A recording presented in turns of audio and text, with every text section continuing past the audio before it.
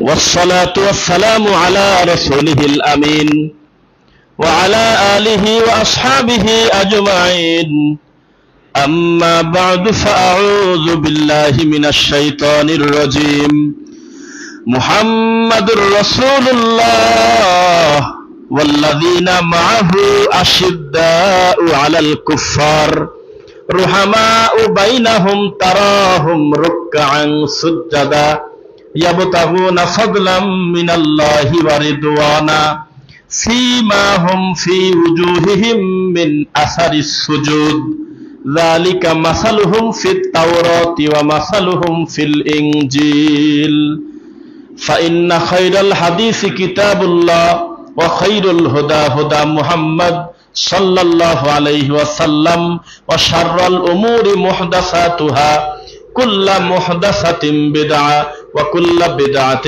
ضلالة وكل ضلالة في النار الحمد لله প্রশংসা আল্লাহর জন্য, শান্তি অবতীর্ণ হোক আল্লাহর রাসূলের উপরে। আল্লাহুম্মা সাল্লি আলাইহি আল্লাহুম্মা বারিক আলাইহি। এমন দিনে আল্লাহ আমাদেরকে তার ঘরে বসার সুযোগ দিয়েছেন, আসার সুযোগ দিয়েছেন, যেই দিনের যেই ইবাদতকে কেন্দ্র করে প্রতিটা পদক্ষেপে আল্লাহ নেকি দেন। আলহামদুলিল্লাহ। মানে এই খুতবার উদ্দেশ্যে, সালাতের উদ্দেশ্যে আসা যাওয়া কদমে কদমে প্রত্যেকটা জায়গায়, কাতারের সামনের সিরিয়াল, ডানে বামে প্রত্যেকটা বিষয়কে আলাদা আলাদা করে ভাগ করে ফেরেশতাদের মাধ্যমে অগণিত নেকি দিয়ে পূর্ণ করা হয়েছে ইয়াউমুল জুমা, জুমার দিন। আলহামদুলিল্লাহ। সপ্তাহের শ্রেষ্ঠ দিন এই দিন আল্লাহ সুবহানাহু ওয়া তাআলা আমাদেরকে তার ঘরে বসার সুযোগ দিয়েছেন। আলহামদুলিল্লাহ। আবেগে অনেকে অনেক কথা বলেন, যেমন জুমা মুবারক, এইটা দেখি যে খুব ট্রেন্ড ফেসবুকে। শুক্রবার জুমার দিন আসলেই জুমা মুবারক বলে মানুষকে অভিবাদন করতেছে, আর ঈদের দিনের যেটা করার কথা সেটা পরিবর্তন করে বলতেছে ঈদ মুবারক। কিসের সাথে কি লাগালো বলেন? একটা ছিল তাকাব্বালাল্লাহু মিন্না ওয়া মিনকুম সালিহাল আমাল। ঈদ মুবারক বললে পাপ হবে, কথা আমরা বলি নাই। আমরা বলেছি রাসূলকে হুবহু অনুসরণ করতে হবে ইনশাআল্লাহ। যা দেওয়া আছে সেটা আমরা করি, যেখানে দেওয়া নাই সেটার হিসাব করবেন। কিন্তু এখানে তো একটা ইবাদত আছে বলা। আর জুমা মুবারক, বরকতময় জুমা, এই ধরনের কথা, এই শব্দ চয়ন আল্লাহর নবী থেকে আমরা প্রমাণ পাই না। আবার আমি এমনও প্রমাণ দিতে পারবো কিছু ইউটিউবার যাদের ভিডিও মিলিয়ন মিলিয়ন মানুষের কাছে পৌঁছে, তারা ঠান্ডা মাথায় বলতেছে আমাদের মতো গরিবদের জন্য আজকে হলো হজের দিন। আপনাকে আমি এখন দেখাতে পারবো মোবাইলে, এগুলো আমরা দেখি। তার মানে সামাজিক এবং ধর্মীয় জাহিলিয়াত আমাদের সমাজে আছে। তো যাই হোক, সর্বোপরি সপ্তাহের শ্রেষ্ঠ দিন আল্লাহর কাছে জুমার দিন। আল্লাহ আমাদেরকে ভালোবেসেছেন, তার ঘরে আসার সুযোগ দিয়েছেন। আলহামদুলিল্লাহ। এবার আমরা আলোচনা করব দিন নিয়ে ইয়ার্কি ঠাট্টার পরিণতি এবং সামাজিক অবক্ষয়ের ভয়াবহতা ইনশাআল্লাহ। বর্তমান ফেসবুক ভরে গেছে সান্ডা নিয়ে আর গুইসাপ নিয়ে তর্ক। দেখেছেন? সান্ডা এবং গুইসাপ নিয়ে প্রচুর পরিমাণ তর্ক বিতর্ক হচ্ছে। হাসির ছলে মানুষ ঈমান হারাচ্ছে, অথচ জানে না এই সান্ডা একটি হালাল খাদ্য। এই জিনিস নিয়ে মশকারা করার কোনো ব্যাপার শরীয়তে আছে? খালিদ বিন ওয়ালিদের নাম শুনছেন কারা কারা? শুনছেন? তিনি বলেছেন যে আমি নিজে খাইছি এবং আমার সাথী বন্ধুরা সহ, তবে রাসূল খান নাই। আমাদেরকে অনুমতি দিয়েছেন। সহিহ মুসলিম 1944, 1945 এবং 46। সহিহ বুখারীর হাদিস যে নবী সাল্লাল্লাহু আলাইহি সাল্লামের সামনে পেশ করা হলো সান্ডার মাংস।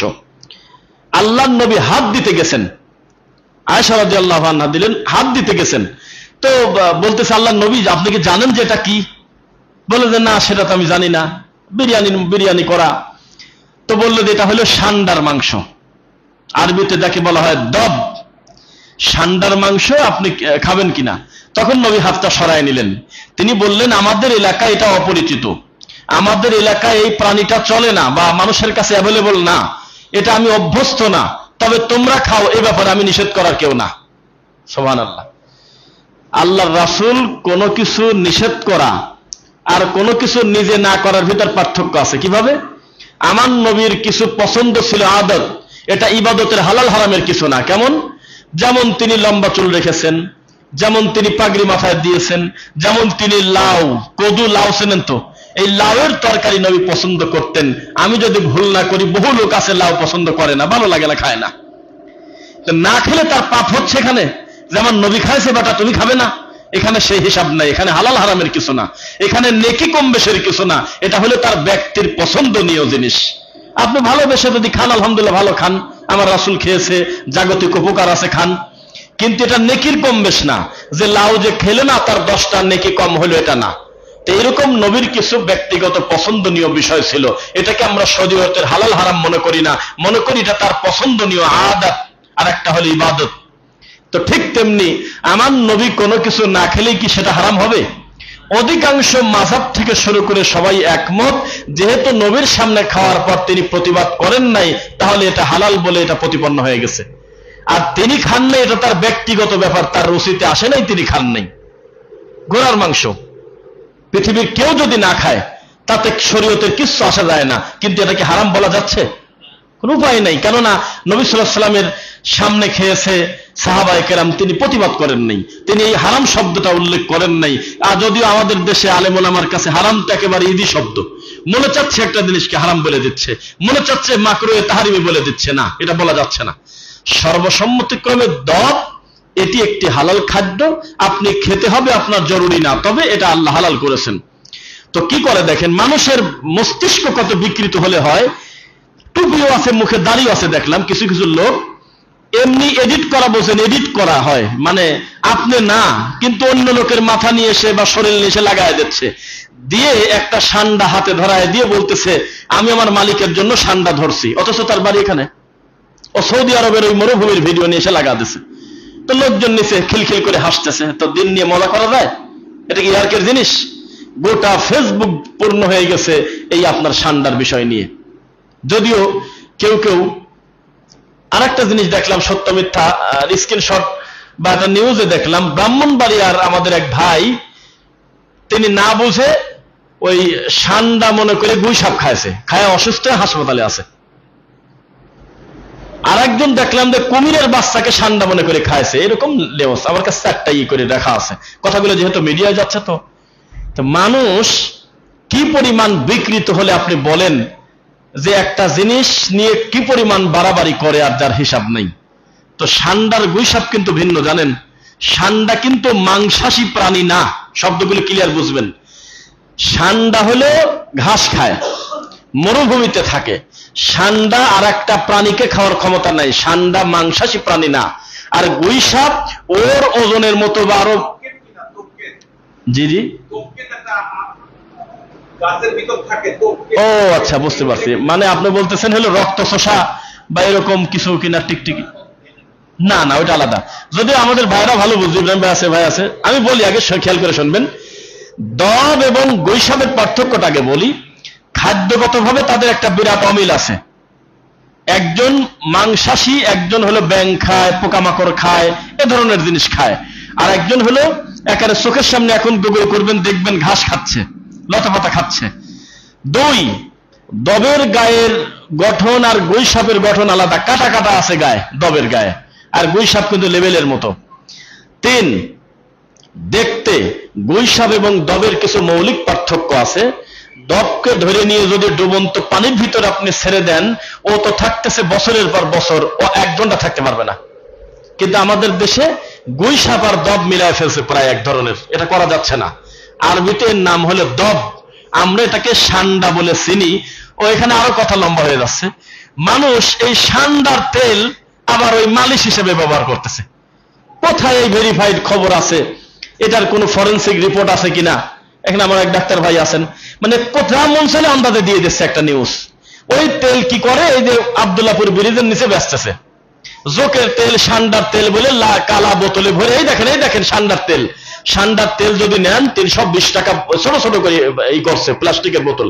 এইটা যদি আপনারা ব্যবহার করেন, এটা হবে সেটা হবে, যৌন দুর্বলতা থাকলে ঠিক হবে, নাউজুবিল্লাহ পড়েন। এমনিতেই মানুষের যেহেতু জিনিসটা তার তদন্তের বাইরে, আন্দাজে মানুষ এইগুলোকে ব্যবহার করতেছে না। আল্লাহ সুবহানাহু ওয়া তাআলা মানুষকে সৃষ্টি করেছেন, এমন কোন রোগ দেন নাই যার শেফা মানুষকে দেন নাই। তবে হয়তো আমরা জানি না, কিন্তু না জেনে কোনো কিছুকে মন্তব্য করা যাবে? সাপ সম্পর্কে, সাপ, আমাদের আলেমদের উচিত একদম মাল্টি ট্যালেন্টেড হওয়া। ব্রেন তো আল্লাহর দান, কিন্তু গবেষণার চেষ্টা করা উচিত। সার্বিক বিষয়ে তাদেরকে জাতিকে সচেতন করা। যখন এদের সামনে কিন্তু বর্ষার সময় একটা সারণীতে দেখলাম, সারা বছর যত মানুষ মারা যায় সাপে কামড়ে, তার 70% বেশি মারা যায় যখন বন্যার সময় হয়। এই সাপগুলি বন জঙ্গল যখন পানিতে ডুবে যাচ্ছে, তখন বাঁচার জন্য তারা বসত বাড়ির ভিতরে এসে আশ্রয় নেয়। তখন আপনি শুয়ে আছেন বিছানার তলে বা কোথাও পা পড়েছে, কামড় দিয়ে বিষধর সাপে মেরে দিচ্ছে। তা আমাদের দেশে সাপ নিয়ে কি পরিমাণ মানুষের ঈমান হারা হওয়ার মতো কাজ। এই সাপ মনে করছে যে দুধ খায়, সাপকে দুধ দিচ্ছে, অথচ সাপের দুধ খাওয়ার মতো আল্লাহ কোনো সিস্টেমে দেয় নেই। আর আমাদের নাম প্রসিদ্ধ হয়ে গেছে দুধ কলা দিয়ে সাপ পোষা, অথচ সাপের খাদ্য কলা দুধ না।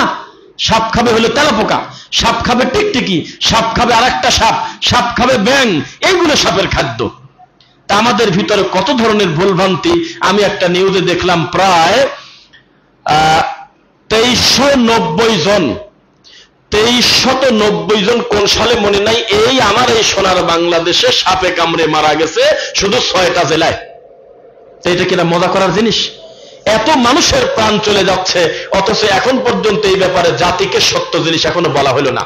এই যে ওঝার কাছে গিয়ে ঘন্টার পর ঘন্টা, দিনের পর দিন মানুষ ঈমান হারা হচ্ছে, আগুন জ্বালাচ্ছে, তারপরে বিভিন্ন ভাবে বিন বাজিয়ে মানুষকে মস্কারা করা হচ্ছে, এগুলো হলো ধর্মীয় জাহিলিয়াত। এগুলো মানুষের সঙ্গে আর কি ঠাট্টা করা না। সাপে যে কামড় দিয়ে গেছে ও আবার এসে বিষ তুলে নেবে, এই কথা না, এটা মজা করা। 2, প্রকৃতিগতভাবেই আল্লাহ প্রায় 90% উপরের সাপকে আল্লাহ বেশি দেয় নেই। ও সারাদিন যদি আপনাকে কামড়ায় ক্ষত হতে পারে, ওখানে ইনফেকশন হতে পারে হয়তো, কিন্তু বিষক্রিয়াতে আপনি মারা যাবেন, এইরকম 90% উপরে আল্লাহ সাপের সিস্টেমে দেয় নেই। সুবহানাল্লাহ। বাকি যে 10% সাপে আল্লাহ বিষ দিয়েছে, এর ভিতরে যতগুলো সাপ বিষধর গোকরা সাপ সহ, এদের আবার 90% উপরে প্রায় মানে ফলস বাইট আছে, কামড় দিয়েছে কিন্তু বিষ ঢালতে পারে নাই। মানে আল্লাহর এই সিস্টেমটা আপনাকে আমি জানাচ্ছি যে কামড় দিলেই মরবে বিষয়টা তা না। এখন আপনি ওই রোগীটা ধরে নিয়ে ওঝার কাছে গেছেন, তখন রোগী আর কিছু হয়নি, সব ঠিক, তখন ওঝার নাম হয়ে গেল, দেখছো আমরা দেখলাম ফনা তোলা গোকরা সাপ কামড় দিল, এই ওঝার কাছে যাওয়ার কারণে ভালো হয়ে গেছে, নাউজুবিল্লাহ মিন যালিক। অথচ বিষে দেয় নেই, অথবা সেটা কোনো বিষধর সাপ ছিল না। তো এই যে আল্লাহ প্রদত্ত যে ক্ষমতা সিস্টেম, আমরা সেটাকে বিকৃত করে মানুষের সামনে প্রেজেন্ট করি, মানুষের ঈমান হারা করা হচ্ছে। সাপ নিয়ে, গুই সাপ সান্ডা নিয়ে, আল্লাহর বহু সৃষ্টি আছে যেগুলো নিয়ে। ও যোগ, যোগ চেনেন? যোগ, যোগ দেখে তো সবাই ভয় পান মনে হয়। ভয় মানে কি? এই ভয়টা আমরা পানিতে, মাউল জারি প্রবাহিত পানিতে আমরা নামি না। আমি বিশেষ করে ছোটবেলায় পানিতে আমরা কত দীর্ঘ সময় পদ্মার পাশে বাড়ি, ঘন্টার পর ঘন্টা সাঁতার কাটছি, ঘুরছি, বেড়াইছি। এখন যদি 3 মিনিট বলেন যে নদীতে নেমে থাকতে হবে, পারবো না। কেন? ওই সিস্টেমটা ভিতরে আর কাজ করে না, ভয় ভয় লাগে বা এই সেই। যোগ, এই যোগকে আল্লাহ সৃষ্টি করেছে, তার গোটা শরীরে মনে হয় রক্ত বাদ দিলে আর কিছু থাকে না, কিন্তু সেই যোগ বোতলে ভরে এই যোগের তেল বিক্রি করতেছে মানুষের কাছে। এখন যান আপনি হাউস বিল্ডিং এ পাবেন, এখন আপনি চলে যান ব্রিজের নিচে পাবেন টঙ্গিতে, এখন আপনি চলে যান বিভিন্ন সেন্টারে শত শত মানুষ সিরিয়াল ধরে যোগের তেল কিনতেছে। আস্তাগফিরুল্লাহ আযীম। কোথায় পাইছেন এসব তথ্য? যেই জায়গা ব্যথায় কাজে লাগে এই যোগটা করলে হবে না। আপনি তাকে খাবার না দিয়ে একটা স্বাধীন প্রাণীকে বোতলবন্দি করে তার শরীরের একেবারে কিছু রাখেন নাই, ওখান থেকে একটা বর্জ্য পদার্থের মতো বের হয়ে তরল, ওইটাকে নিয়ে মানুষের গায়ে ঘষে দিয়ে বলতেছে তোমার ব্যথা ভালো হয়ে গেল। আস্তাগফিরুল্লাহ আযীম। এত সহজ নয়। শরীয়ত ইসলাম নিয়ে যেমন ঠাট্টা করতে নিষেধ করেছে, মানুষের শারীরিক, মানুষের মানসিক, একজন মুমিনের আত্মসম্মান নিয়েও মজা করতে নিষেধ করা হয়েছে। এই দেশে ভেরিফাইড ডাক্তার আছে, চিকিৎসা আছে, হাজার হাজার ব্যবস্থা আল্লাহ ওপেন করে দেওয়ার পরেও আজকের এই 2025 সালে এখন মানুষ অন্ধবিশ্বাসে ঈমান হারায় কিনা বলেন? যাই হোক, যে কথা বলতেছিলাম, মূল কথা শুরু হয়েছিল সান্ডার তেল, জোকের তেল, তারপরে সাপ নিয়ে বিভ্রান্তি, বহু কিছু আমাদের সমাজে আছে। চিরদিন এই জাহিলিয়াত আমাদের ভিতরে ছিল আগে থেকেই। তো এখন আপনাদের মূল কথায় আসি। রাসূল সাল্লাল্লাহু আলাইহি ওয়াসাল্লাম বলেছেন, শেষ জামানায় তোমাদের মাথার উপরে কিয়ামতের সামিয়ানা চলে এসেছে, বুঝবে কখন? ইউকাযযাবুস সাদিক ইউসাদ্দাকুল কাযিব। যখন তোমাদের কাছে মিথ্যা সত্য মনে হবে আর সত্য মিথ্যা মনে হবে, তখন মনে করবে যে কিয়ামত আমার মাথার উপরে সামিয়ানা দিচ্ছে। এখন তো বিষয়টা তাই। এখন একেবারে জলজন্ত সত্য মনে হচ্ছে মিথ্যা কথা, আর মিথ্যাটাকে সমাজে এমন ভাবে প্রতিষ্ঠিত করা যে তার বিপরীতে কিছু নেই। এটাই হলো বাস্তবতা। রাসূল সাল্লাল্লাহু আলাইহি ওয়াসাল্লামকে একজন জিজ্ঞাসা করলেন, মাতা ইয়াউমুস সাআ, ইয়া রাসূলুল্লাহ, কিয়ামত কবে হবে? আল্লাহর নবী বললেন, এই ডেট দেওয়া তো আমার কাজ না। এই ডেট দেওয়া কি তার কাজ? কবে হবে এইটা তো আমার কাজ না। তবে আমি তোমাদেরকে আলামত বলতে পারি, ছোট বড় প্রায় 59টা আলামত আছে, যেগুলো প্রমাণ হওয়ার পর বোঝা যাবে এই জমিনটা খুব বেশি দিন আল্লাহ টিকিয়ে রাখবেন না। তার ভিতরে বহু কিছুই আমাদের সামনে এখনো আছে, তবে কবে হবে তা আমরা জানি না। তবে আমাদের জীবদ্দশায় যদি আল্লাহ সর্বশেষ ইমাম মাহদী আলাইহিস সালাম ঈসা আলাইহিস সালামকে দেন, আল্লাহ আমাদেরকে যেন তার সৈনিক হওয়ার তৌফিক দেন, আল্লাহুম্মা আমিন। দাব্বাতুল আরদ বের হবে, সমাজে বহু কিছু পরিবর্তন হবে। প্রাণী মানুষের সাথে কথা বলবে, জড় পদার্থ মানুষের সঙ্গে কথা বলবে। দিন শেষে স্বামী অফিস থেকে এসে স্ত্রীর ওররানের উপরে মাথা দিয়ে একটু রেস্ট করতেছে, আর এই ওররান সব কথা বলে দিচ্ছে যে স্বামী কি কি করছে, স্ত্রী কি কি করছে। অনেক কিছু পরিবর্তন হবে, আকার আকৃতি চেঞ্জ হয়ে যাবে। তখন বুঝবে এই দুনিয়ার ভারসাম্য এইভাবে আর থাকবে না, আল্লাহ তার দুনিয়াকে ধ্বংস করে দিবেন। যতদিন ধ্বংস হবে না ততদিন একদল মানুষ গবেষণার নামে তারা মানুষের ঈমান হারা করতেছে। যেমন দাজ্জাল কবে আসবে, ইমাম মাহদী কবে আসবে, ঈসা আলাইহিস সালাম কোন তারিখে আসবে, এইটা কিন্তু আল্লাহ আমাদেরকে দায়িত্ব দেন নাই। এই পেরেশান যাতে আদম সন্তানের না হয়, আল্লাহর নবীকে পর্যন্ত বলে নাই যে আপনি বলেন যে অমুক তারিখে আসবে। বলছে? বলেছে? আচ্ছা, আপনাদেরকে যে শক্ত কথা বলি, আমাদের ঈমানের পাওয়ার কত দেখেন। আমাদের ঈমানের পাওয়ারে আমরা মুহূর্তের ভিতরে জীবন দিতে প্রস্তুত, কিন্তু ফজরের নামাজ পড়তে প্রস্তুত না। এটা হলো আমাদের ঈমানের পাওয়ার। কেন? আপনাকে একটু যুক্তি দেই। নবী সাল্লাল্লাহু আলাইহি ওয়াসাল্লাম বলেছেন যে আমার জীবদ্দশা যদি দাজ্জাল এসে পড়ে, তাহলে তোমাদের আমি কোনো ঝামেলায় ডাকবো না, আমি একাই সাইজ করে দেবো। সুবহানাল্লাহ। আর আমার মরার পরে যদি আসে, তাহলে তোমরা সূরা কাহাফের 10 আয়াত পড়ো, প্রথম 10 আয়াত, আর তার মুখামুখি তোমরা যাবে না, তার থেকে দূরে থাকো। এই কথা যদি আল্লাহর নবী সাল্লাল্লাহু আলাইহি ওয়াসাল্লামের কথাও অনুবাদ করে আমরা মানুষের কাছে বলি, একদল লোক নিচে কমেন্ট করে, তোরা হলো নিমক হারাম, তোরা হলো দুর্বল, তোরা হলো ভয়ের কথা বলিস, পলাতন না। ঈমানের পাওয়ার কোন জায়গা মানুষের? আল্লাহর নবী বলতেছে আমার উম্মতের সবচেয়ে বড় ফিতনা হলো দাজ্জাল, যেটা ডানে বামে সালাম ফেরানোর পর তাশাহুদের বৈঠকে আপনি দাজ্জাল থেকে পালা চান, আপনি জীবন মরণের ফিতনা থেকে পালা চান কিনা? এত বড় ভয়ানক ফিতনা নবী বলেছেন আমার মৃত্যুর পরে দাজ্জালের থেকে বেশি ভয়ঙ্কর কোন জিনিস আমি আদম সন্তানের জন্য রেখে যাইনি। এত বড় জিনিস যদি তোমাদের সামনে আসে, তবুও তার মুখামুখি নাচানাচি না করে তোমরা ঘরের দরজা বন্ধ করো, তার থেকে দূরে থাকো, আর সূরা কাহাফ পড়ো, আল্লাহ তুমি তার ফিতনা থেকে বাঁচাও। কেন? কারণ এই লোকটার কাছে ঈমানের ব্যাপারে সবচেয়ে কনফিডেন্স লেভেল যার হাই, যে আমার কিচ্ছু করতে পারবে না, ধাম করে তার সামনে যায় ঈমান হারা হয়ে যাবে। যাওয়ার সময় বলতে জানে কি হবে, তাকবীর দিয়ে বের হয়ে গেছে, বেটা দাজ্জাল তুই আমার সাথে পারিস নাকি? তোর কপালে লেখা আছে হলো কাফার, আমি তোকে ছেড়ে ফেলবো। সেনেও সে আসলে বেচারা কাফের, তারপরেও তার সামনে যাওয়ার পর তার ধূম্র জালে বন্দী হয়ে গেছে। এই জন্য নবী বলেছেন তোমরা রিক্সে যাবে না, ঘরে থাকো। আর আমাদের কি হয়েছে?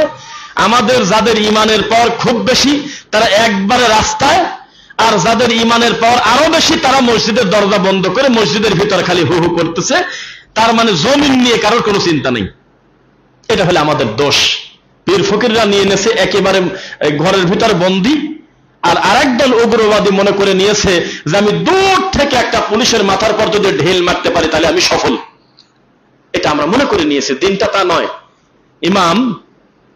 ইমাম ইবনু তাইমিয়া রাহিমাহুল্লাহ তিনি বলেছেন যে তোমাদের সামনে পরিস্থিতি যেমন হয়, একটা হালাল দিয়ে আর একটা হালালকে তোমরা ব্যঙ্গ করো না। একটা লোকের মুখে দাড়ি নেই, তো সালাত পড়ল, তিনি সালাম ফিরানোর পরেই আপনি বললেন যে তোমার আবার নামাজ কিসের, তোমার তো মুখে দাড়িই নেই। তো শরীয়ত এটা নিষেধ করেছে একটা হালালকে দিয়ে আর একটা হালালকে কটাক্ষ করা। তাকে বলেন যে আপনি নামাজ পড়েছেন, আলহামদুলিল্লাহ, এটা বিরাট ভালো কাজ করে ফেলেছেন, তবে দাড়ি রাখার সুন্নাতটা আপনি পালন করবেন, এই ওয়াজিবটা আপনি পালন করবেন, এভাবে দাওয়াত দিবেন।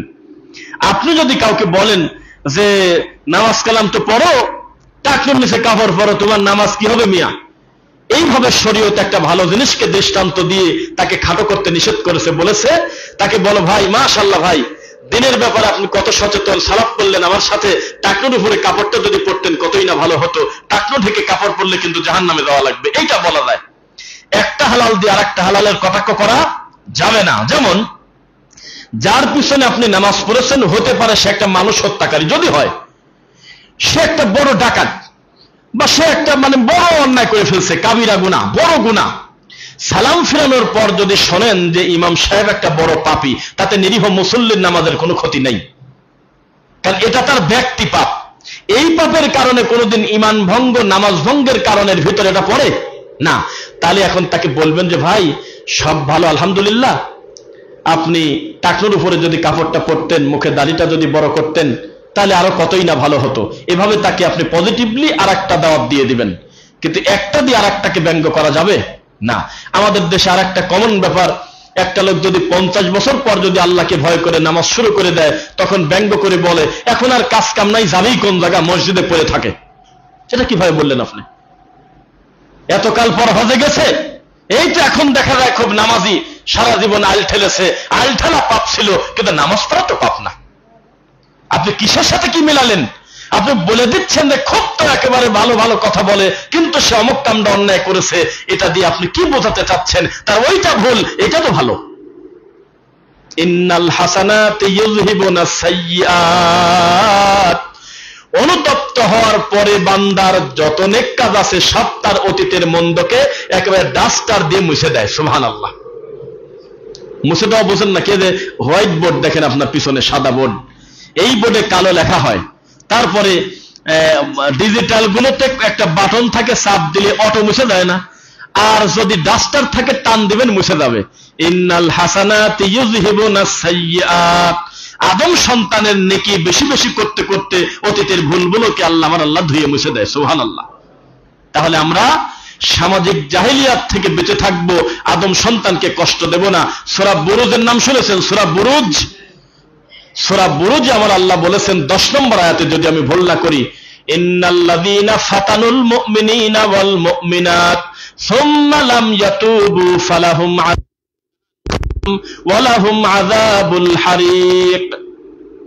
যারা ঈমান আনার পরে আমার মুমিন পুরুষ এবং মুমিন নারীকে যারা কষ্ট দেয়, বিনা তওবায় যদি মরে যায়, তাহলে আল্লাহ তাদের জন্য যন্ত্রণাদায়ক আযাব রেডি রাখছে। মুমিনকে কষ্ট দেওয়া যাবে? যাবে কষ্ট দেওয়া? না, কষ্ট দেওয়া যাবে না। তাদের জন্য আল্লাহর কাছে কল্যাণ কামনা করতে হবে, বলেন ইনশাআল্লাহ। এইবার আসেন, ব্রেনটা, মস্তিষ্কটা, বুদ্ধিটা, মেধাটা, আবেগটা, বিবেকটা কিসের কাজে লাগাতে হবে বলেন? আল্লাহর জন্য। কার জন্য? আবেগের যেমন দাম নাই, বিবেকেরও দাম নাই। ওই যে কোথায় জানো, ও আমি এখানে আসলে নাম না বলি যাতে ভাই, আমি এক ভাইকে বললাম, আচ্ছা বলেই ফেলে দিনের স্বার্থে, আমাদের এত বুজুর্গ হওয়া ঠিক না, পূর্বের সালাফগণ ক্ষতিকারক বড় বড় খারাপ মানুষের নাম ধরে বলতেন, যাতে জাতি সতর্ক হয়, তাদের থেকে নির্দিন নিরাপদ থাকে। একটা বিষয় বলি আপনাকে, আমাদের দেশে কি কোরআনের কারি কম না বেশি? এটা উত্তর দেন। খালি বেশি নাকি? বিশ্ব জয় করে এরকম একজন কারি, তার নাম থাক, নাম বলবো না, প্রায় 2 মিলিয়ন ফলোয়ার তার। যেমন ওই যে গায়ক গায়িকাদের যেমন ভাড়া করে নিয়ে যায় না, 1 লাখ 2 লাখ 5 লাখ টাকা দিয়ে নেয় না ভাই, ওই রকম ওই ছেলেটার কোরআন তেলাওয়াতের জন্য বিভিন্ন মাহফিলে নিয়ে যায়, বক্তা ওঠার আগে 20,000 50,000 টাকা দেয়। বড় কারি, তার ফলোয়ার হলো 1.7 M প্লাস, মানে প্রায় 18 লক্ষ, তাই না? এই ছেলে তার প্রোফাইলের নিচ দিয়ে লেখছে, পৃথিবীর সর্বশ্রেষ্ঠ আদালত হলো মানুষের বিবেক। তো এইটা আমি দেখায় বললাম একজনকে, ভাই দেখেন, এই ছেলেটা কিন্তু সারা পৃথিবীর 150 না কয়টা রাষ্ট্রের ভিতরে সবচেয়ে কোরআন তিলাওয়াতে ফার্স্ট হয়েছে। এই 40টা না 100, হ্যাঁ 120টা। দেখেন 120টা রাষ্ট্রকে পিছনে ফেলে স্বর্ণ পদক পেয়েছে বা মূল্যায়ন পেয়েছে আমার দেশের সন্তান, আলহামদুলিল্লাহ। এই ছেলেটা এত কোরআন তেলাওয়াত করে এইটুক বিদ্যা অর্জন করেছে যে তার প্রোফাইলে একটা জাল হাদিস দেওয়া। তখন আমার ওই ভাই বলতেছে, ভাই এটা কি জাল হাদিস? জি। কারণ আমিও তো জানতাম না। আপনারাও তো একসময় মনে করেছেন যে এটা মনে হয় হাদিস, যে মানুষের সর্বশ্রেষ্ঠ আদালত হলো তার বিবেক। এটা বলেন না আপনারা কথায় কথায়, কিন্তু আমরা বলি যে ভাই বিবেক খাটাও, এটা কি তোমার বিবেকে হলো? এটা আমরা বলি না আপনারা? তো আবেগ ভালো, আবেগ বেশি এসে গেছে, খালি কান্না করতেইছে আল্লাহ ক্ষমা করে দেন, এটা অবশ্যই ভালো, ভালো না মানে? কিন্তু এটার নাম কি দলিল যে আমার আবেগ বেশি, চট করে চোখে পানি চলে আসে, তাহলে এটা আমার রেফারেন্স হলো না? তা না। দুই, বিবেক, আবেগের থেকে বিবেক ভালো, এটা অবশ্যই ঠিক। আবেগের থেকে বিবেক ভালো যদি সেটা দলিল ভিত্তিক হয়। আর যদি নিজের পার্সোনাল জানা বোঝার বিবেক হয়, যেই বিবেকে শ্রী রবিশঙ্কর মনে করেছে ডক্টর জাকির নায়েক ভুল বলতেছে, যেই বিবেকে ডক্টর উইলিয়াম ক্যাম্বেল মনে করেছে আমার বিবেক বলে কোরআনে 21টা ভুল আছে, ওই রকম বিবেকের কোনো দাম আছে বলেন? তার মানে আপনাকে বুঝতে হবে পৃথিবীর সর্বশ্রেষ্ঠ আদালত হলো আল্লাহর ওহী। এবার বুঝছেন আপনার কথা? এবার বুঝা গেছে নাকি? ওই কোরআন তো বললেন, ওহির ভিতরে কোরআনও আছে, হাদিসও আছে, যাই হোক। আর যদি বলেন যে বিবেক, তাহলে না, আমার আর আপনার বিবেক কোনোদিন এক হতে পারে না। আমরা 5 বন্ধু এক জায়গায় বসে একটা ব্যবসায়িক চিন্তা করতে গেলে 5 জনের 5 চিন্তা এসে যাবে, এটা মানুষের কথা। কাউকে অন্যায়কারী বলা যাচ্ছে না, কিন্তু বোঝ 5 রকম হইতেই পারে, পারে কিনা? এটা কোনোদিন আদালত হতে পারে না।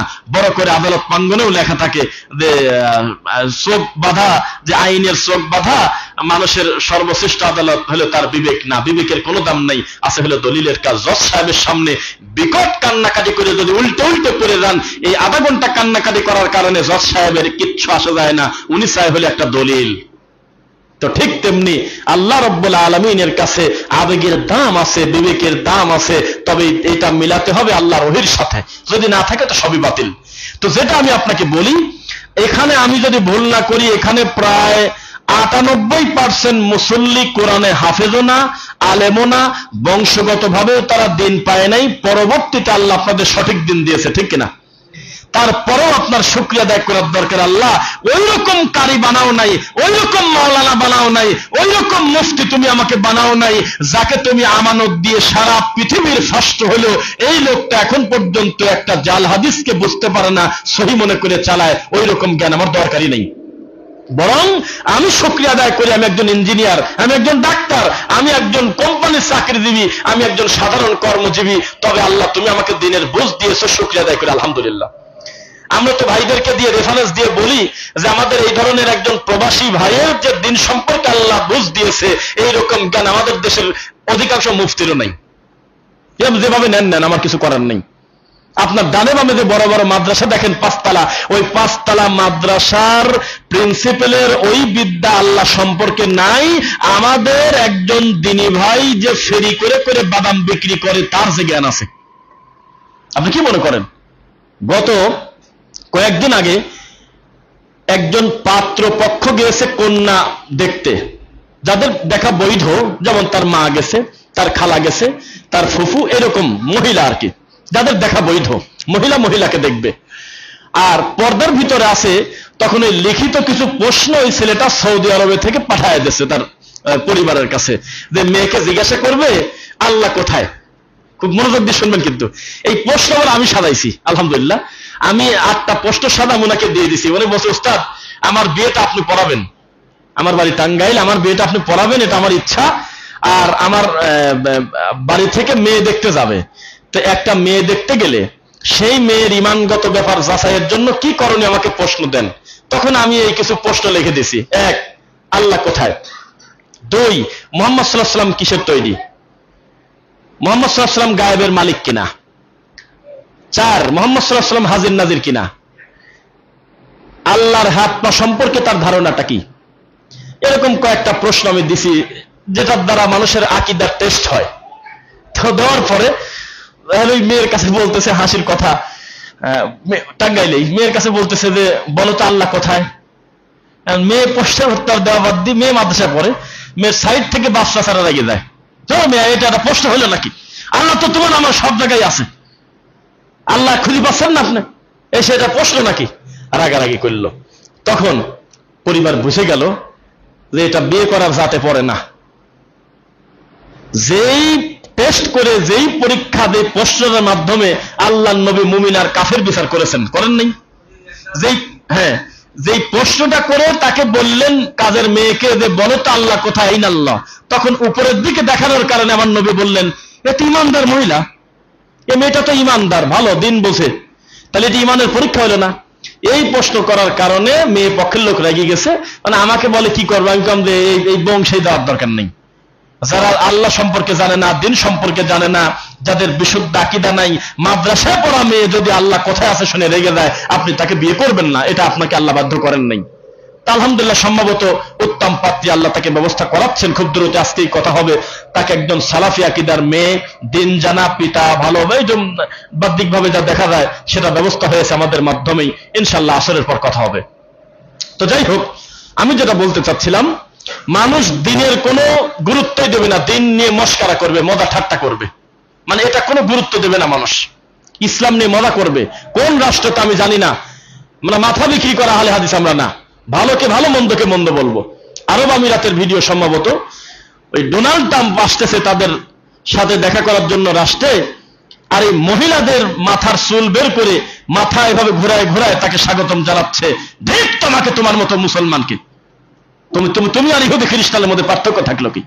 যাদের সঙ্গে উঠা বসা করতে নিষেধ করা হয়েছে, বলা হয়েছে ডাইরেক্ট যে বাদহুম আউলিয়া বাদ, লা তাত্তাখিযুল ইয়াহুদা ওয়ান নাসারা আউলিয়া, খবরদার ইহুদি খ্রিস্টান তোমাদের বন্ধু না, তারা হলো তাদের বন্ধু তোমাকে। আর তাদেরকে স্বাগতম জানানোর জন্য বিবাহধারী মহিলারা তাদের মাথার চুল বের করে উল্টা উল্টা করতেছে, তার নাম আরব আমিরাত। এর থেকে দুঃখ লজ্জার কি আছে? কি আমি কি বানায় বলছি নাকি? দেখছেন নাকি? দেখছেন? এটা সিস্টেম হলো? এটা কোনো কাজ? যদিও তারা আমাদের শরীয়তের দলিল না, কিন্তু মুসলিম হিসেবে দুঃখ লাগছে তাই কথাটা বললাম। এটা বাংলাদেশের কেউ করলেও আমরা কষ্ট পাইতাম। এটা করা যাবে? ইহুদি খ্রিস্টান কোনদিন আমাদের বন্ধু না, আমাদের বন্ধু হলো আমাদের মুমিন ভাই, আমাদের বন্ধু রব্বুল আলামিন। তিনি আমাদেরকে মাপকাঠি দিয়েছেন কার সঙ্গে উঠা বসা করতে হবে আর কার সঙ্গে করতে হবে না। যদিও অনেক কিছুই পরিবর্তন হয়ে গেছে। এক ভাই আমাকে মাঝে মধ্যে স্মরণ করায়, আমি বলি আপনাদের কথা, আমাদের বাংলাদেশ কিন্তু জোয়ার ভাটার দেশ। জোয়ার ভাটা বোঝেন? হ্যাঁ, মানে এখন আপনি যেখানে কোনো মনে হচ্ছে যে এখানে পানি ছিল বোঝা যাচ্ছে না, 6 মাস আগে পানি নেমে চলে গেছে। চট্টগ্রামের সন্দ্বীপ গিয়ে আমরা যাওয়ার সময় মানে প্রায় আধা কিলোর মতো 400-500 ফিট আমরা গেলাম, কাদা, তবে মনে হচ্ছে যে এখানে বহু আগে পানি উঠছিল, পানিটা চলে গেছে। ওই একই ব্যক্তি পরের দিন আমরা খুতবা দিয়ে আসরের পর যখন রওনা দিচ্ছি, তখন দেখি যে নৌকা একবারে তীরে চলে আসছে। এটার নাম হলো জোয়ার ভাটা। এই পানি চলে আসছে, এই পানি এবার টান দিয়ে চলে গেছে। আমাদের দেশের হুজুররাও হলো জোয়ার ভাটা হুজুর। 5ই আগস্টের আগের হুজুর আর 5ই আগস্টের পরের হুজুর পুরা উল্টে গেছে, কিছুই বোঝা যায় না, এদিকে কয় ঠিক কিনা ওদিকে কয় ঠিক কিনা। এটা হলো আমাদের দেশ। আবার সময় পরিবর্তন হলে আবার নানা তাকবীর দিয়ে বলবি যে আজকে তোমার সাথে, আসলে যে কার সাথে আছে তা বোঝা যায় না। মনে রাখবেন, সারাটা জীবন আপনি তন্ত্র মন্ত্রের বিরুদ্ধে কথা বললেন, যে কোনো মন্ত্র দিয়ে, তন্ত্র দিয়ে, কোনো সেকুলার সিস্টেম দিয়ে আল্লাহর দিন প্রতিষ্ঠা করা বা আমার ইসলাম কায়েম হয়ে যাবে, এই চিন্তা করে পাবলিককে খেপায় দেওয়া, নির্দিষ্ট দলে গিয়ে আরেকজন ভাইকে গালিগালাজ করা, এটা শরীয়তের নীতি না। পরবর্তীতে দেখা গেল 90% আবার পল্টি নিয়ে চলে গেছে ওই দিক। তো এটা হলো, এটা সিস্টেম। আপনি কিসের দাওয়াত দিচ্ছেন মানুষকে, তাই তো বোঝা যায় না। ফেসবুক খুললে কোনটা দিনী ভাই আর কোনটা রাতের ভাই বোঝাই যায় না, কিছু বোঝা যায় না। একটু ঘুরতে ঘুরতে পিছনের পোস্টের দিকে গেলে মনে হয় যে এটা মনে হয় আলাদা লোক, এটা জিন ভর করছে গায়ে। ইসলাম কি এত সহজ? আপনি মন চাইলে একটা কথা বলে দিলেন, হুট করে তদন্ত ছাড়া বলে দিলেন। সাবধান, মসজিদ আগেও ভেঙেছে বেদাতিরা, মসজিদ এখনো ভাঙতেছে বেদাতিরা, কিয়ামত পর্যন্ত এই বেদাতিরা এই কুকর্ম করেই যাবে। তুমি যত বড় ঠান্ডা হুজুর হও হও। আজকে কাকে খুশি করার জন্য বললে যে আমরা সব এক হয়ে গেলাম, কপালে সোমা খাচ্ছ, এই পীর গত কয়েকদিন আগে তোমাকে কাফের তো দূরের কথা, তোমাকে মানে মানুষে মনে করেনি, সেই লোক তোমার কপালে সোমা খাচ্ছে। তুমি কি বোঝো না আগামীকালকে আবার আরেকজনের সোমা খাবে কপালে? এটা হলো দুনিয়া, এটাই হলো তাদের খেলা। ইসলাম নিয়ে কোনোদিন মস্কারা করবেন না। সরমনাইকে 5ই আগস্টের আগে যেমন ঘৃণা করতাম, 5ই আগস্টের পরে একই রকম ঘৃণা করি আল্লাহর জন্য। একটা শিরিককে পূর্বে যেমন ঘৃণা করতাম, একটা শিরিককে আজও পর্যন্ত এই পরিমাণ ঘৃণা করি। একটা বিদআতকে আগে যেভাবে প্রত্যাখ্যান করেছি, এখন ওইভাবে প্রত্যাখ্যান করব, তাতে আমার দলের হোক আর দলের বাইরে হোক। বুঝতেছেন নাকি কথা? মুসলমান একটা নীতির উপরে থাকবে, ইনসাফের উপরে থাকবে। বড় বড় দায়িত্বশীল মানুষের, আপনি একটু সাক্ষী দেন, বড় বড় দায়িত্বশীল মানুষের বাচ্চার মতো পোস্ট যায় না ফেসবুকে একটু পর পর? হা করে তাকায় দেখি আর ভাবি যে আমাদের বড় হুজুর এই কাম করতেছে, মনে হচ্ছে বাপ আর মার মারামারি লাগছে, আমরা পাশের ঘরে শুয়ে আছি, কি করবো, কার পক্ষ নেব? বড় বড় হুজুর এমন এমন বাচ্চার মতো পোস্ট দেয় একটু পর পর ফেসবুকে, আমি হা করে তাকায় থাকি যে তুমিও আহলে হাদিস, এই তোমার পোস্ট, এই কথা লেখে, এই দিন কি কোনোদিনও পরিবর্তন হবে না? আর সে যদি মনে করতো না সমাজের সঙ্গে আমি মিলাবো না, রাষ্ট্রের সঙ্গে আমি মিলাবো না, আমি ঘন্টা মিনিট কাটা আমি ফেসবুক দেখবো না, আমি আগেও যেমন তাওহীদের উপরে ছিলাম আমি একই রকম থাকবো ইনশাআল্লাহ। কারণ সংখ্যার দিকে পোল্টি মারা এটা ভালো মানুষের স্বভাব নয়। ইসলামের সাথে আমরা থাকবো, ভালোকে ভালো মন্দকে মন্দ বলবো ইনশাআল্লাহ। ভাই একটু চেপে বসলে সুন্দর হয়, আপনারা দাঁড়ালে কিন্তু জায়গা বেড়ে যাবে, আপনারা যারা বসে আছেন আপনারা দাঁড়ালে দেখবেন জায়গাটা বেড়ে যাবে, একটু সুযোগ করে দেন আমাদের ভাইদের। আল্লাহ তুমি আমাদের অতীতের ভুলগুলো ক্ষমা কর, আল্লাহুম্মা আমিন। জুমার খুতবার প্রথম পর্ব শেষ করছি, বারাকাল্লাহু লানা। বাসু ভাই একটু পানি দেন, খাই।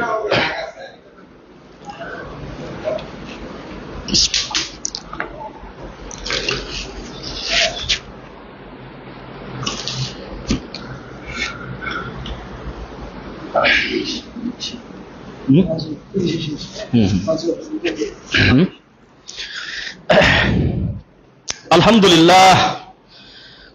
রব্বানা গফির লানা ওয়া লিইখওয়ানিনা আল্লাযীনা সাবাকুনা বিল ঈমান ওয়া লা তাজআল ফী কুলুবিনা গিল্লাল লিল্লাযীনা আমানু রব্বানা ইন্নাকা রাউফুর রহিম।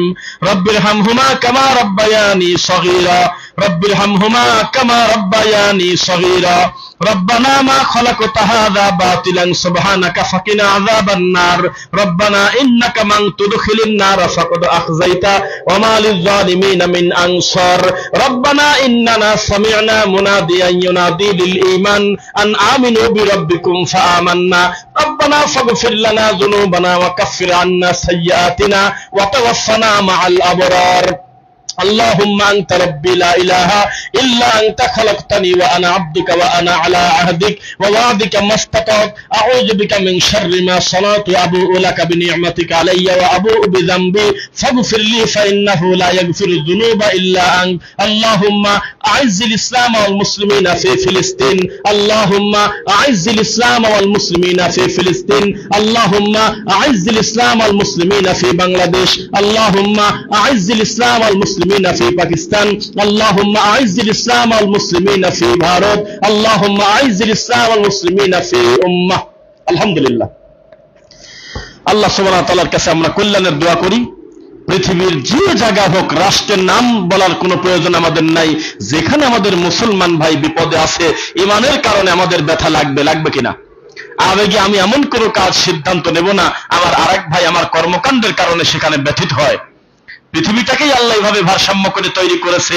এক জায়গায় তেল, এক জায়গায় গ্যাস, এক জায়গায় স্বর্ণ, এক জায়গায় বস্ত্র, এক একটা জিনিস দিয়েছেন এক জায়গায়। সমস্ত সম্পদ এক রাষ্ট্রের ভিতরে যদি দিয়ে দিত তাহলে পৃথিবীর ভারসাম্য থাকতো না, সব জালেম হয়ে ধ্বংস করে দিত। এভাবেই আল্লাহ সিস্টেম করে দিয়েছেন।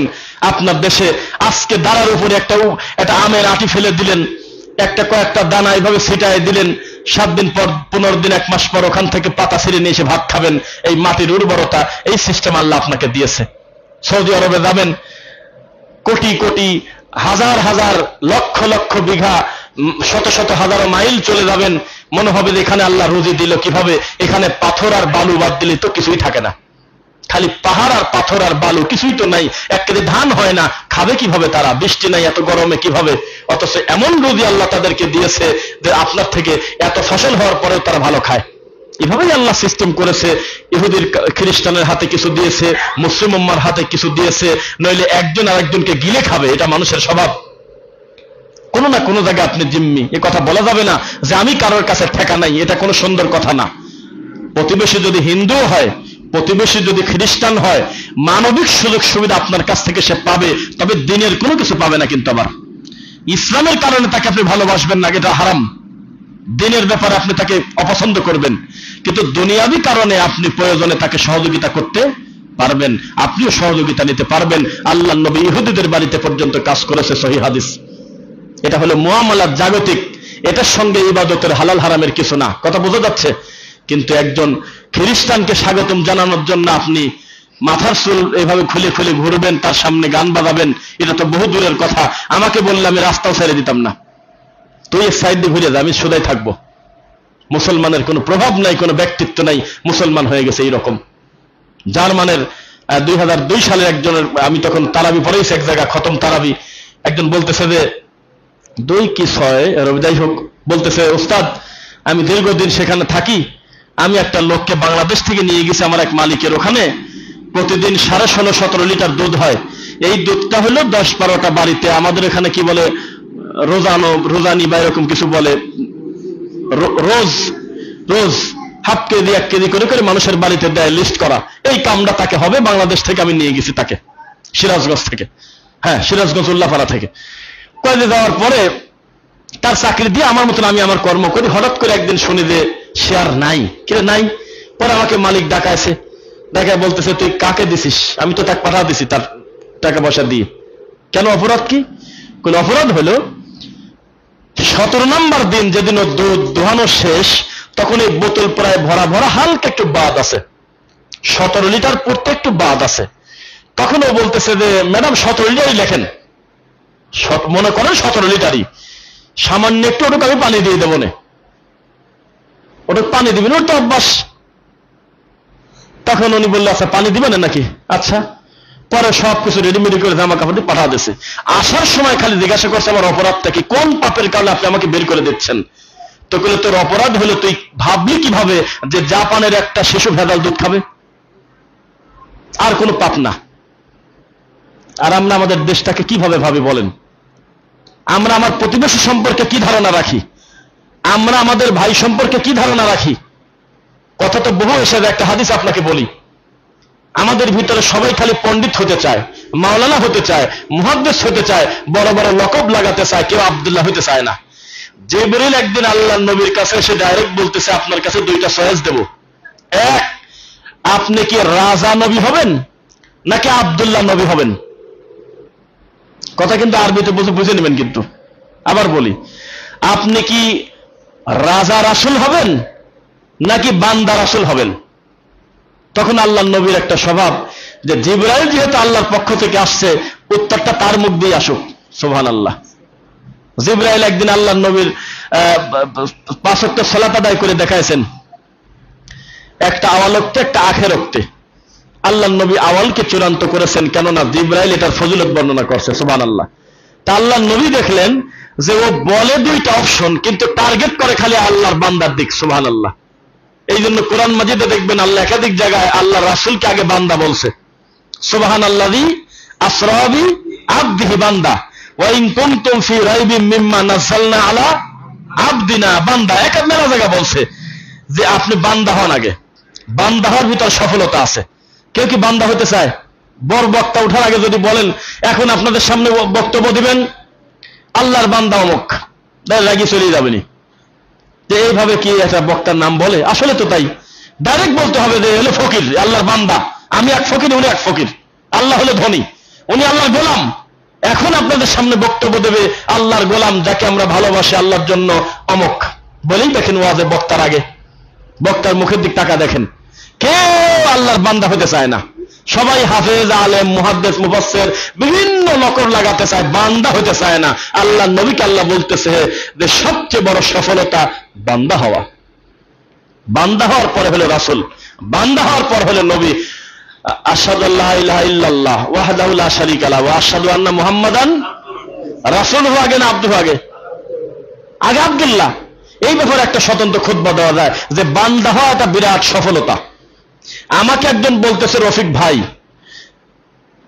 ইসলামগত কারণে আমার এটা শুনলে বেশি ভালো লাগার কথা শায়েখ বলার থেকে বেশি। স্বাভাবিকভাবে দিনগত কারণে আমার বেশি ভালো লাগার কথা কেউ যদি আমাকে বলে যে হাফেজ মাওলানা অমুক, এইটা, আর একজন বলল যে রফিকুল ভাই আপনি কেমন আছেন, এটা হলো ইসলামের শিক্ষা। মুমিন মুমিনের কি ভাই? কিসের ভাই? ভাই বলার কারণে তো চাকরি চলে যাচ্ছে। বড় অফিসার বলতে কত বড় সাহস, তুই ভাই বলিস? একটা ভিডিও দেখলাম, ব্যাংকে না কোথায় জানো, একজন গ্রাহক গিয়ে বলতেছে ভাই তাহলে আমার বিষয়টা কত দূর দেখলেন? এমন রাগা রাখছে, আমি আপনার ভাই, আমি কি আপনার ভাই? মানে মানতেই পারতেছে না যে উনি ওনাকে ভাই বললো কি কারণে। ওনার বেতন হলো ৮০,০০০ টাকা, ওনাকে একজন ভাই বলে কোন হিসাবে? এটা উনি মানতে পারতেছে না। অথচ ভাই হওয়ার ভিতরে সফলতা আছে, জানেন কিনা? আল্লাহর বান্দা নিজেকে যদি বিনয়ী না করে তাহলে কাজ হবে না। আপনাকে একটি উদাহরণ দেই, এটা ব্যক্তিত্বের ব্যাপারে, সবার গায়ে লাগবে। ফেসবুকে কোনো মন্তব্য করার পূর্বে, কোনো পোস্ট দেওয়ার পূর্বে একটু সতর্ক হবেন, কারণ মা ইয়ালফিযু মিন কাওলিন ইল্লা লাদাইহি রাকিবুন আতীদ, যাই কিছু জবান থেকে বের হবে এটা কিন্তু আল্লাহর কাছে রেকর্ড থাকবে। থাকবে কিনা? উল্টা পাল্টা বাচ্চা মানুষের মতো যেখানে সেখানে কমেন্ট করা, রিপ্লাই দেওয়া, কারণ ছাড়াই 3 মিনিট পর পর ফেসবুকে এহরামের কাপড় পরে আমাকে কেমন লাগছে বন্ধুরা, হবে এই ছবি দিচ্ছে কন্ত জ্বালা, কেমন লাগছে? কি লিখবেন বলেন? আমার 2 বছরের বাচ্চা নাম অমুক, একটু দোয়া করবেন। কি দোয়া করবে? আর বিপদ আরো বাড়ালে এই ছেলে নজর লাগবে। আল আইনু হাক্কুন, নবী বলেছে চোখ লাগা সত্য। মিনিটে মিনিটে বাচ্চার ছবি ফেসবুকে দেয়, মিনিটে মিনিটে এখানে যাচ্ছে পোস্ট দেয়। এগুলি 2টা কারণে খারাপ।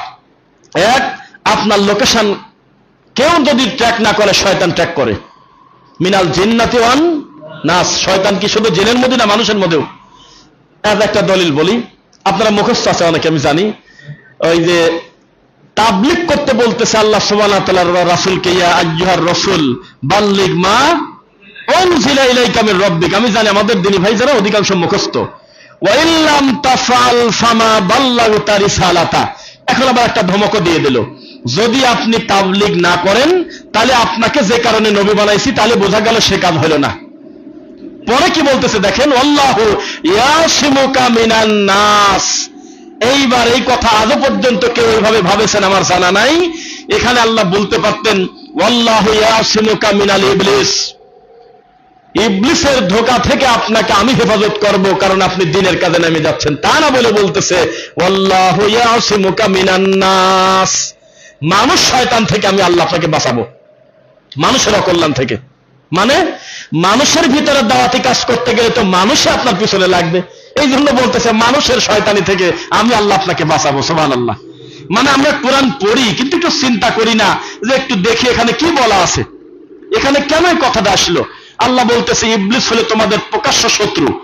ইবলিসের ধোঁকা বড় না মানুষের ধোঁকা বড়? ইবলিসের ধোঁকা বড়। এরপরও আল্লাহ বলতেছে আমি মানুষের অকল্যাণ থেকে তোমাকে বাঁচাবো, কারণ তুমি যখন কালেমার দাওয়াত দিবে প্রথমে তোমার আরেক ভাই তোমার পিছনে লাগবে। বোঝা কি যাচ্ছে? এই জন্য মানুষ শয়তান থেকে আপনারা পানা চাইবেন, আল্লাহকে বলবেন মিনাল জিন্নাতি ওয়ান নাস, আল্লাহ মানুষ এবং জিনের অকল্যাণ থেকে তুমি আমাদেরকে হেফাজত করো, বলবেন ইনশাআল্লাহ। এটা বেশি বেশি আল্লাহকে বলবেন। আর ফেসবুকে যদি বারবার পোস্ট দেন বাচ্চার, ওই বাচ্চা টানা বমি হতে পারে, বাচ্চা আক্রান্ত হতে পারে, গলা শুকে যেতে পারে, রক্ত বমি হতে পারে। আল্লাহর নবী সাল্লাল্লাহু আলাইহি ওয়াসাল্লাম বলেছে খবরদার তোমার বাচ্চাকে মাগরিবের আযান পড়ে গেলে খোলা জায়গায় নিও না, কারণ শয়তান তখন তার আসর করতে পারে। খোলা ছাদে নিও না যখন তখন। সেখানে আপনি বাচ্চার ছবি কিভাবে ফেসবুকে দিতে পারেন একটু পর পর, এটা করা যাবে না। কথা বোঝা যাচ্ছে? আমরা খুব চেষ্টা করি, মেইনটেইন করতে পারি কিনা আল্লাহ জানে। নিজের যাদের সাথে চলাফেরা ভাই ব্রাদার ছাড়া নিজের 2টা বাচ্চা পৃথিবীর কাউকে দেখাইছি ফেসবুকের মাধ্যমে, এমন ঘটনা ঘটে নাই। তবে একটা ছবি আমার অনিচ্ছায় কোনো এক ভাই ফেসবুকে দেওয়ার কারণে মাঝে মধ্যে পুরাতন ঘুরে, কিন্তু আমি নিজেকে তো আমার বাচ্চার ছবি কোনোদিনও ফেসবুকে দেই নাই। আমি এখন পর্যন্ত চেষ্টা করছি, আলহামদুলিল্লাহ। যাই হোক, এটা এক ধরনের নিজেকে দেখানো। বাপের সাথে কয়টা সেলফি দেন তাহলে বুঝতাম, যাক বাপকে একেবারে চাঁদে তুলে দিচ্ছে, এই হলো আমার বাপ, এই হলো আমার অমুক।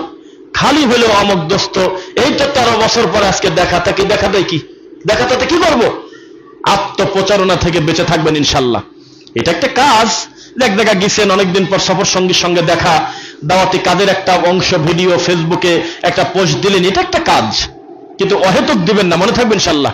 আল্লাহ যেন আমাদের অহেতুক কাজ থেকে বেঁচে থাকার তৌফিক দেন। একটি ভয়ঙ্কর কথা, জাহান্নামে যাওয়ার কিন্তু একটা বড় কারণ অনর্থক কথা বলা। অনর্থক কথা বলা, অনর্থক কর্মকাণ্ডের জন্য কিন্তু জাহান্নামে যেতে হবে। আর যার যত কর্ম তার তত বদনাম এই জমিনের উপরে হবেই হবে। আপনি আমার মতো আজকেই কোনো না কোনো একটা দিনই প্রতিষ্ঠানের দায়িত্ব নেন, ওই লোকগুলো আপনাকে চোর না বানানো পর্যন্ত, ডাকাত না বানানো পর্যন্ত আপনাকে ছাড়বে না। এটা দুনিয়ার মানুষের স্বভাব। তার থেকে বেশি ভালো কাজ কেউ করলে এটা খুব স্বাভাবিকই সে মেনে নিতে পারবে না, এটা স্বাভাবিক কথা। সে একজন ডাক্তার আছে, তার নাম ডাক্তার জাহাঙ্গীর কবির। অবশ্যই তিনি মানুষ, তার অঙ্গভঙ্গি বডি ল্যাঙ্গুয়েজ নিয়ে আমাদের কথা আছে, গাছ ধরে দাঁড়ায় থাকে, কিরকম কিরকম বিভিন্ন রকম করে, এটা অবশ্যই ঘোর বিরোধী। কিন্তু তার অনেক ভালো জিনিস নিয়েও তার জাতি ভাই তার বিরোধিতা করে না। করে, এটা মানুষের স্বভাব। সমগোত্রীয় মানুষ আপনার বিরুদ্ধে লাগবে, এটা খুব স্বাভাবিক। আল্লাহর কাছে আমরা মানুষের অকল্যাণ থেকে হেফাজত চাই। আল্লাহ তুমি কবুল করো, আল্লাহুম্মা আমিন। আমরা এখন যে মসজিদে আমরা খুতবা দিচ্ছি, এটা হলো দুইটা, একটা হলো মসজিদ ঘর এবং এটার ব্যানার একটি মাদ্রাসা আছে, মাদ্রাসা আল আরাবিয়া এখানে আছে আলহামদুলিল্লাহ। এবং কিছুদিন মাঝখানে হয়তো কার্যক্রম একটু কম ছিল, এখন আলহামদুলিল্লাহ আবার আমাদের সম্মানিত হাবিব সাহেবের মাধ্যমে, শেখের মাধ্যমে এই প্রতিষ্ঠানটা পরিচালনা হচ্ছে। আপনি আপনার টাকা, মেধা, শ্রম, বুদ্ধি, সন্তান দিয়ে এই প্রতিষ্ঠানে হেফাজত করবেন বা সহযোগিতা করবেন, ইনশাআল্লাহ সাথে থাকবেন। দুই, আমরা তার জন্য দোয়া করি যিনি এই ব্যস্ততম জায়গায় এই সম্পদটা ভাড়া দিলে ওই অংশ সহ আমরা মনে করি মোটামুটি একটা ভালো মানের একটা টাকা কিন্তু তার আসতো না। এটা আপনাকে মানতে হবে, এত বড় কমার্শিয়াল জায়গায় তিনি সালাত আদায় করার জন্য এই দাওয়া সেন্টারটা আল্লাহর জন্য তিনি দিয়েছেন, এটা কি আপনার খুশির খবর না? আলহামদুলিল্লাহ। তবে এটাকে আপনারা ফিক্সড মনে করা ঠিক হবে না। আমাদের ভাইরাও চায় যে আমরা যদি আরো ভালো চাই, কোন একটা জায়গায় একটু জায়গা নিতে পারতাম, তাহলে কতই না ভালো হতো, বহুতল ভবন করে মসজিদ মাদ্রাসা কমপ্লেক্স করতে পারতাম। এটা স্বপ্ন নেই আপনাদের? তো এই দায়িত্বশীলদের পক্ষ থেকে আমি আপনাদেরকে একটা ঘোষণা দিচ্ছি, আজকে এই মসজিদে আপনিও জায়গা জমি দেখা শুরু করেন। আপনার তদন্তেও যদি আশেপাশে যদি রিজনেবল প্রাইজে অল্প পরিমাণ জায়গাও যদি হয়, নিজস্ব জায়গা, 6 মাস সময় নিয়ে ধীরে ধীরে আমাদের ভাইয়েরা কিছু টাকা দিয়ে আস্তে আস্তে এটা বায়নাপত্র করে একটু সময় নিয়ে তাদের স্বপ্ন যে এই ধরনঘাটে কামারপাড়ার আশপাশে এই মাটিতে একটা সালাফি আকীদা মানহাজের একটা ভালো প্রতিষ্ঠান হোক ইনশাআল্লাহ। এটার জন্য আপনার সহযোগিতা আমরা কামনা করি। আপনার কাছ থেকে এখন টাকা চাচ্ছি না, তবে আপনার কাছ থেকে পরামর্শ চাচ্ছি।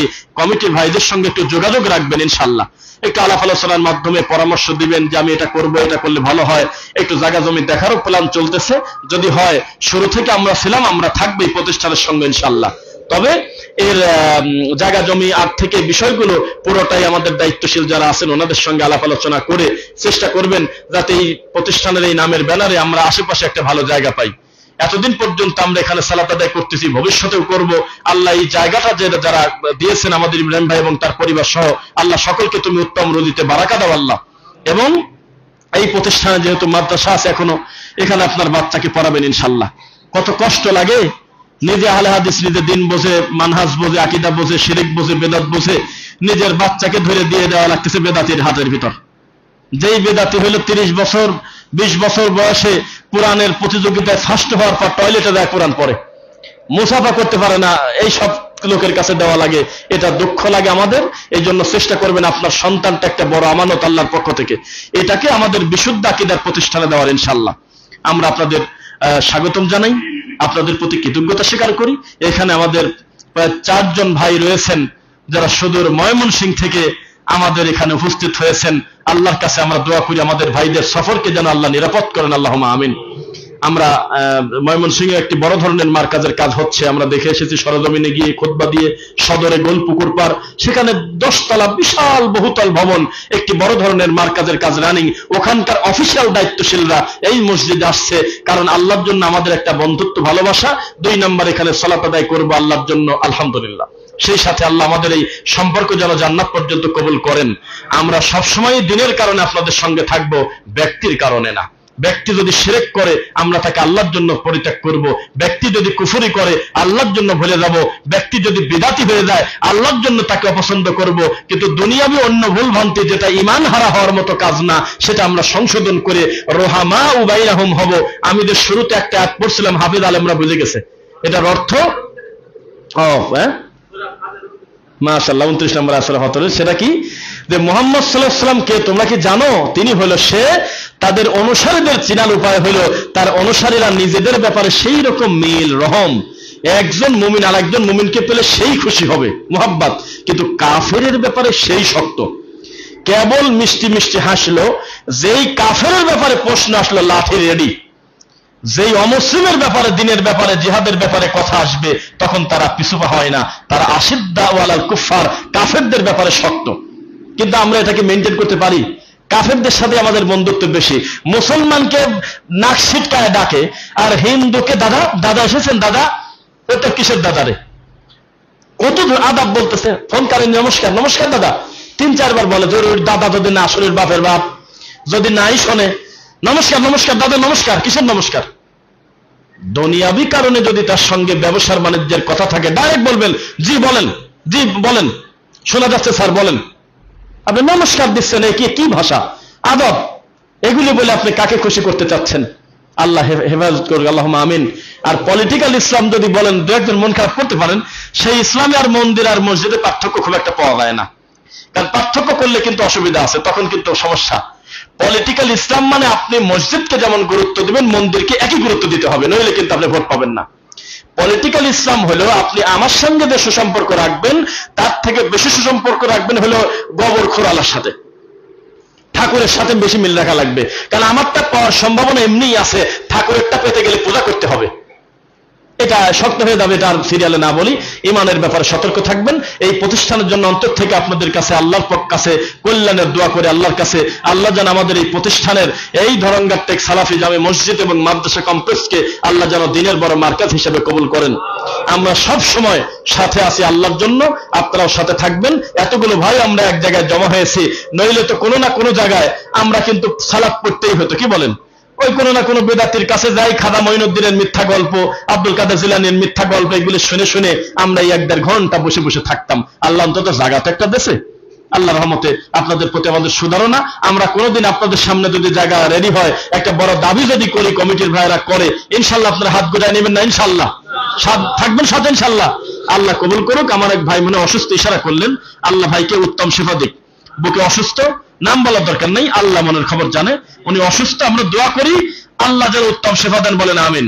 লা বাসা তাহুরান ইনশাআল্লাহ, আলহিবিল বাসি ওয়াশফি আনতা শাফি, লা শিফা ইল্লা শিফাউক, শিফাউল লা ইউগাদিরু সাকামান, সুবহানাকাল্লাহুম্মা ওয়া বিহামদিক, আশহাদু আল্লা ইলাহা ইল্লা আনতা, আস্তাগফিরুকা ওয়া আতুবু ইলাইক।